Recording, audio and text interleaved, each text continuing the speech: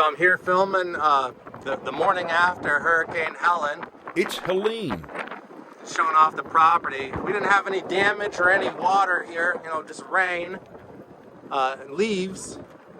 I got an aerial shot, which I'm showing here too in this video, but no damage.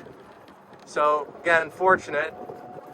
Just like all the other hurricanes we've had here, we have a good property that maintains, we don't get any water on it, no flooding, anything like that. Very fortunate in our location. So I'm just showing this off so our customers can see that, the ones who are out of town. Anybody here that has their boat in on consignment, that type of stuff. And then of course future customers, if you wanted to see our property or any of these boats that are here now, give you an idea of what it looks like here right after the hurricane. We're in full operations here. We didn't skip a beat.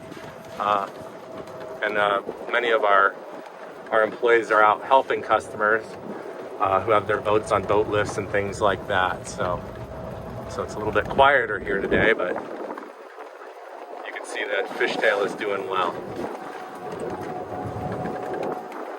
And here we are in full operation. So hopefully it's kind of put some of your guys' minds at ease.